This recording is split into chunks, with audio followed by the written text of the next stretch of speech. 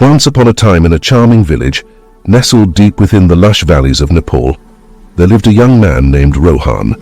Rohan was known throughout the village for his exceptional ability to stay calm and composed in even the most challenging situations. He appeared to be liberated from the clutches of emotions that troubled the hearts of others. The villagers often pondered the mystery behind Rohan's extraordinary emotional balance. They approached him one day and asked Rohan, "How do you manage to stay so impassive no matter what happens?"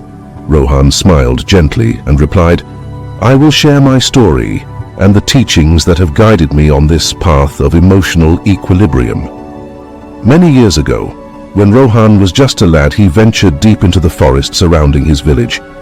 He wandered through the dense vegetation until he stumbled upon a secluded cave. Inside the cave, he discovered an aged monk meditating with his eyes closed.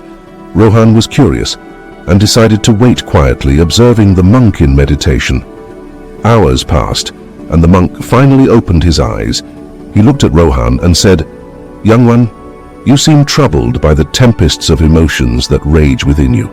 Rohan nodded, his eyes reflecting his inner turmoil. "Yes, venerable monk, I find it challenging to control my emotions, especially in trying situations." The monk smiled kindly and invited Rohan to sit beside him.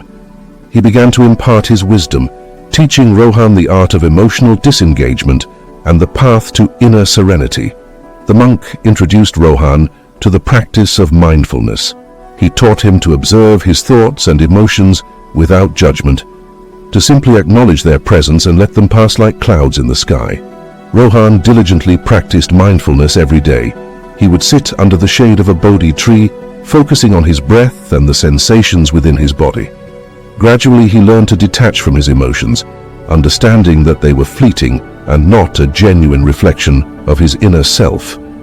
As Rohan's mindfulness deepened, the monk shared the importance of empathy. He explained that being unemotional did not mean being cold or unfeeling.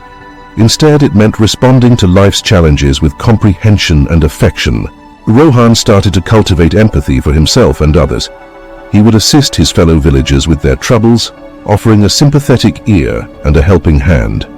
This act of kindness brought him even closer to the people of the village, and his reputation as a sympathetic and unemotional young man continued to grow. Years passed, and Rohan had grown into a wise and tranquil young man. He had become a source of guidance for the villagers, helping them navigate the turbulent waters of their own emotions. He was often sought after for advice, and his words carried the weight of sagacity. One day, a great storm descended upon the village, devastating homes and crops. The villagers were devastated, and their emotions ran high. They turned to Rohan, expecting him to be shaken by the calamity. However, Rohan remained unwavering. He consoled the villagers and helped them rebuild their lives. He explained that while emotions were a natural part of human existence, it was possible to find inner peace by not clinging to them, by acknowledging their impermanence. Rohan's teachings spread beyond the village, reaching people far and wide. His story became a legend, and pilgrims came to the village seeking his guidance. Rohan, now an elderly man, continued to share his wisdom until the end of his days. In the end, Rohan demonstrated that the path to becoming unemotional was not about suppressing feelings, but about understanding them and responding with equanimity. His legacy lived on, reminding all that in the heart of Nepal, the secret to emotional balance lay in mindfulness, empathy, and the realization that emotions, like passing clouds, would eventually drift away.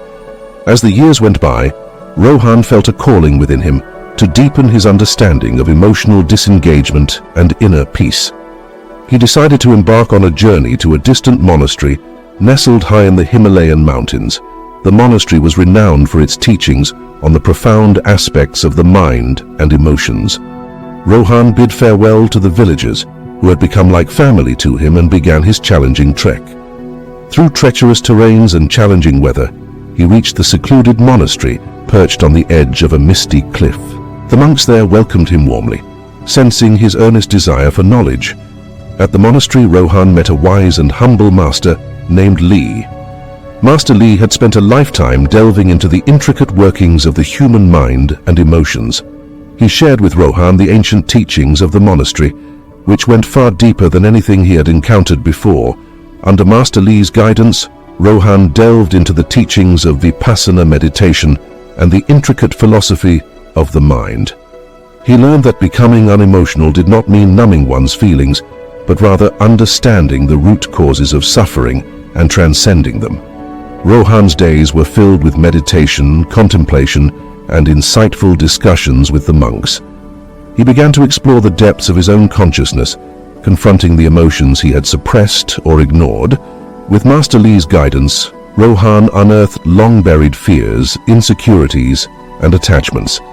As he faced these emotions head-on, Rohan realized that true emotional balance required not just detachment, but also a profound understanding of the self.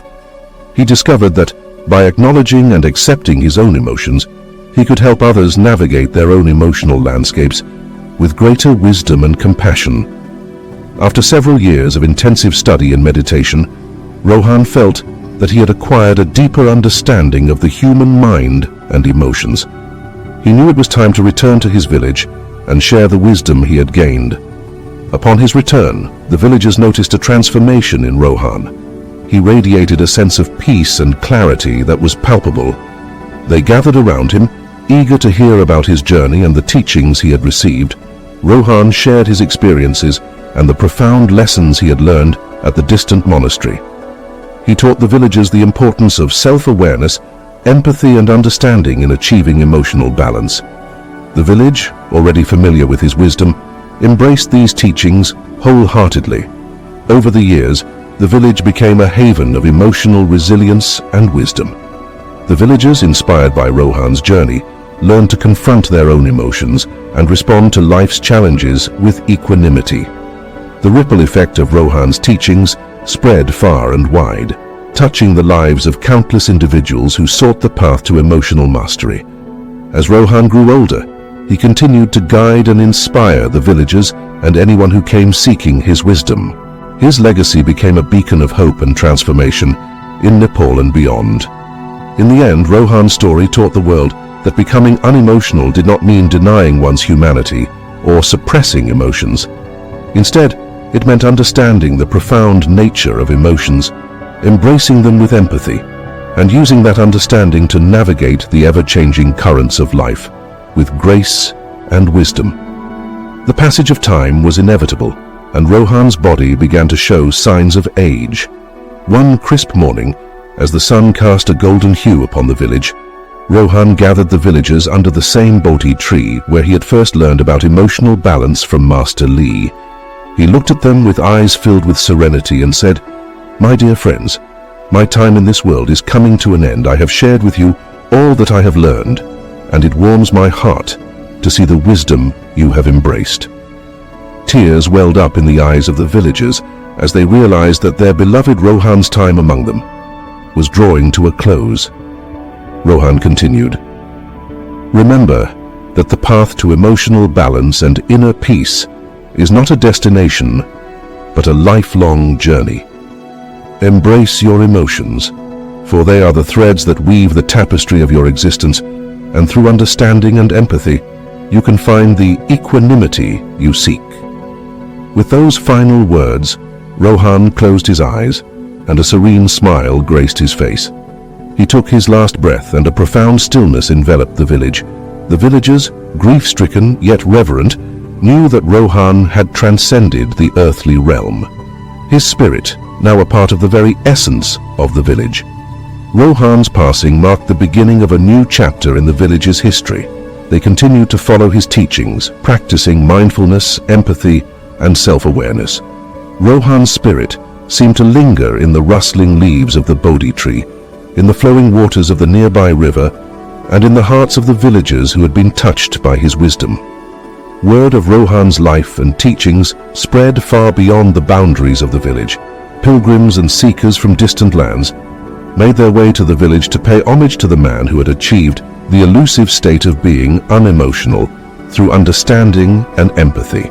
The village became a center of learning, attracting scholars, monks, and philosophers who sought to understand the secrets of emotional mastery.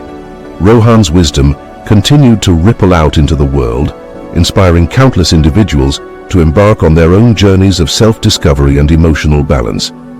Generations passed, and the village itself underwent transformations, yet the legacy of Rohan endured. His story was told around campfires, in temples, and in the hearts of those who sought a path to inner peace. The village thrived not only as a place of natural beauty, but also as a sanctuary for the soul.